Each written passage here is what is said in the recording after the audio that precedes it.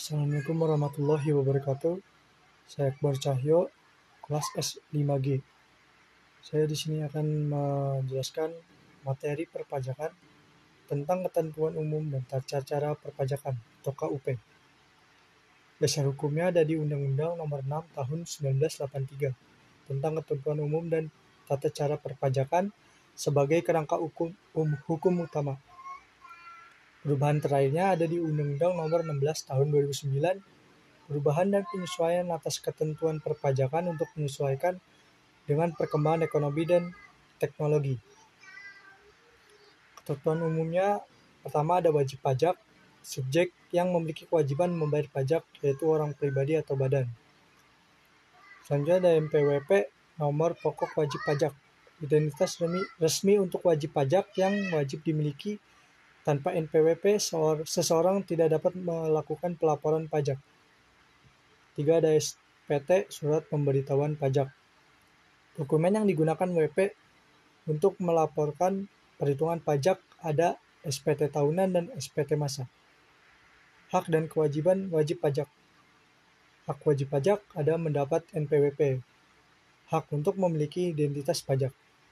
Kedua, ada restitusi, wajib pajak berhak atas pengembalian jika terjadi kelebihan pembayaran pajak.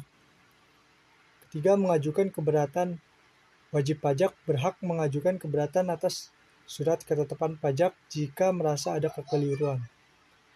Kewajiban wajib pajak, pertama mendaftarkan diri, wajib pajak wajib mendaftarkan diri untuk mendapatkan NPWP.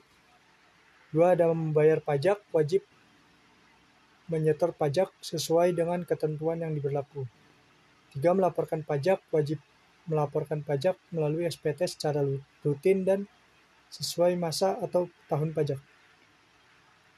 Tata cara pemungutan dan pembayaran pajak. Pertama ada self-assessment, sistem di mana wajib pajak menghitung, membayar, dan melaporkan sendiri pajak yang terhutang tanpa menunggu penetapan dari pemerintah.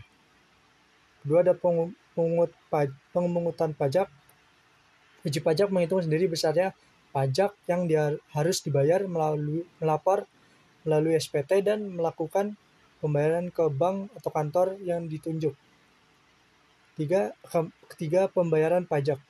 Wajib pajak harus membayar pajak melalui fasilitas pembayaran yang ditentukan, seperti bank atau platform pembayaran online.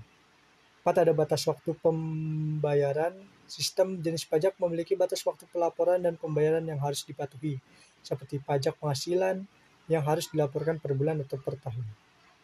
Sanksi perpajakan ada sanksi administrasi, denda. Wajib pajak terlambat melaporkan SPT akan dikenai denda. Contoh denda keterlambatan penyampaian SPT tahunan PPh orang pribadi adalah 100.000. Ada bunga, jika WP terlambat membayar pajak akan dikenai bunga sebesar 2% per bulan dari jumlah pajak terhutang. 2. Ada sanksi pidana.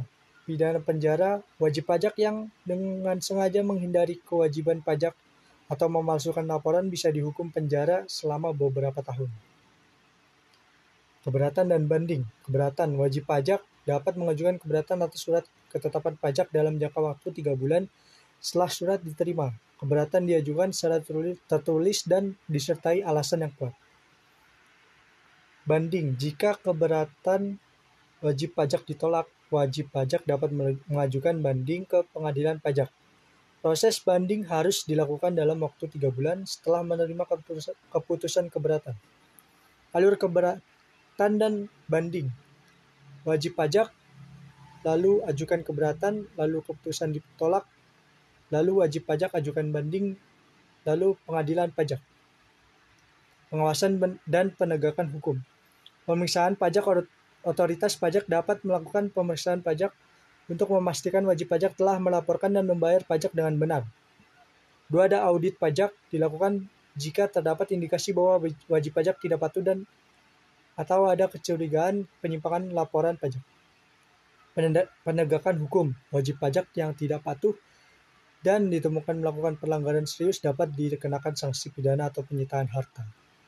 Kesimpulan, ketentuan pajak dan tata cara perpajakan mengatur hak dan kewajiban wajib pajak dalam melaporkan dan membayar pajak.